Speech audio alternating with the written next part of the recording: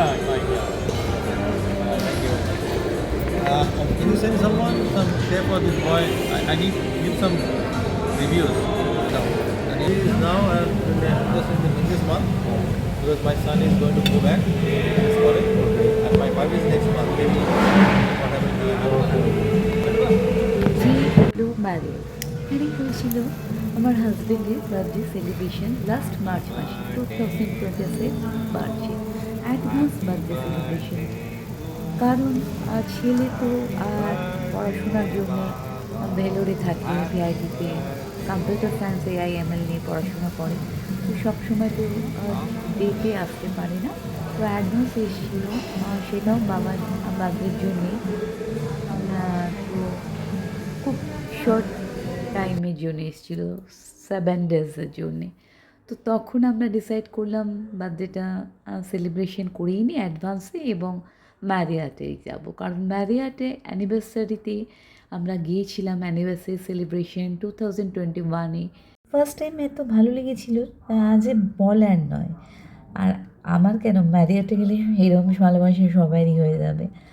তো তার মধ্যে আর যাওয়া হয়নি, মাঝে প্রায় 4বার নোভোটেলে সেলিব্রেশন করলাম, ছেলের বার্থডে, আমার বার্থডে, এমওকে বা স্কোয়ার যেটা নোভোটেলে আছে, অনেকগুলোতেই গেলাম।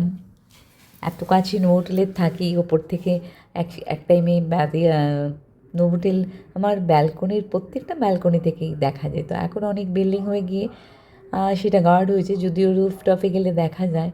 তো জাস্ট 2-3 মিনিটের ডিস্টেন্স, তার জন্য মনে হয় এখানেই সেলিব্রেশনগুলো করে ফেলি। তার পাশেই রয়েছে প্রাইড, ওখানেও 2বার সেলিব্রেশন করলাম ছেলের বার্থডে।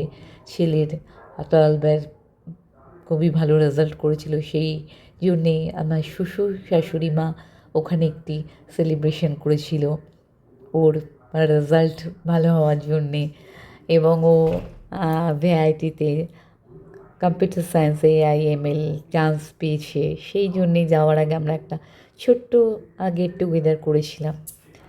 তাছাড়াও স্ট্যাডিলেও যাওয়া হয়েছে, ওয়েস্টিনেও ছেলের বার্থডে হয়েছে। ওয়েস্টিনটা কাছাকাছি বললেই হয়, আমার বাড়ির ছাড়িয়ে আমাদের কলকাতা গেট হয়েই যেতে হবে। তো ম্যারিয়েটে আসার ইচ্ছে ছিল, ফেয়ারফিল্ড ম্যারিয়েটও কিন্তু খুব কাছে। দুটো সেলিব্রেশন এই মুহূর্তে হয়েছে, একটা হচ্ছে ছেলের বার্থডে ডিসেম্বর 2025-এ, আর লাস্ট আমার বার্থডে সেলিব্রেশন হলো বিলেটেড বার্থডে। সবই এরমই চলছে, বিলেটেড বার্থডে, বিলেটেড অ্যানিভার্সারি, কারণ ওই ছেলের জন্যেই হচ্ছে এগুলো। ও যখন আসে, ওকে ছাড়া তো আমরা কোনো রকম সেলিব্রেশন করি না। তো যাই হোক, ডেজার্ট নিয়ে কিছু বলবো না। যখন নিজেই ভিডিওটা করছি, দেখছি, মনে হচ্ছে আমার মানে এরপরে কবে যাব। আর অ্যাকচুয়ালি আমরা যতগুলো নিই, আদৌ কি আমরা সব খাই? তার 50% তো দূরের কথা, হার্ডলি 2 থেকে 3টে সুইটস মানে আমরা খাই ডেজার্ট।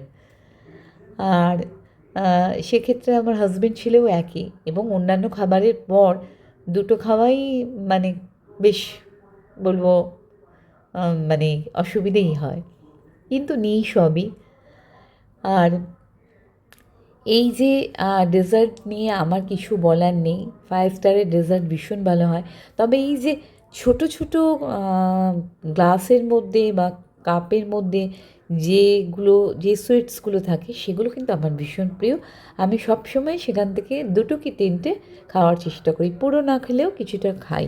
আর ওদের যেগুলো একদম নরম পাখির সন্দেশ যেটা আছে, সেটা একটা টেস্ট করি, কিন্তু আমি সবই নিই। আর কিছুটা হয়তো ভিডিওর জন্যে। এদের কেক, প্যাস্ট্রি, সে তো বলার নেই। এদের নিজস্ব বেকারি আছে, যেখানে এই বেকারি আছে, তো তাদের মানে মানে কী বলবো, পেস্ট্রি সেকশন, কেক সেকশন ভীষণ ভালো হবে। যেমন নোভোটেলে আছে, আমাদের JW ম্যারিয়াটে আছে, ফেয়ারফিল্ড ম্যারিয়াটে আছে, প্রাইডে আছে, ওয়েস্টিনে আছে। তো আমি আর কিছু বলছি না, আমার বলাটা এখানেই শেষ করছি, ভিডিওটা পোস্ট করছি। আর এখানে দেখলেই বোঝা যাবে কী ধরনের এখানে ডেজার্ট আছে। যারা গেছেন তারা তো আমার মতনই এক্সপিরিয়েন্স আছে। এই সুইটসগুলো আমার বেশ ভালো লাগে। আমি ওয়েস্টিনেও এগুলো খেয়েছি এবং নোভোটেলেও খেয়েছি, ওই 2 থেকে 3টে। কারণ আমি এমনিও সবসময় মানে আমার খাবারের কোয়ান্টিটি খুবই কম। আর স্বাভাবিকভাবে আমার কেন কেউই 2-3টে খাওয়ার পরই এনাফ মনে হবে। তো এরপরে আমি নিশ্চয়ই আদার্স যে আইটেমস আছে সেই নিয়ে আসবো। আমার পুরনো ভিডিওতে JW Marriott-এর আমি এখানে আগেও করেছি, কয়েকটা ভিডিও আছে, শর্টসও আছে। তো এই হচ্ছে আমার। আর আমার ছেলে কিন্তু ডেজার্ট বা এগুলো খুব একটা পছন্দ করে না। ও কিন্তু ওর মতন করে ও যেগুলো পছন্দ করে, এই চাট, ফুচকা, যেহেতু এগুলো আমরা একদম বাইরে খাই না বা অ্যালাউ করি না, তো ওগুলোই নিয়ে এনজয় করছে।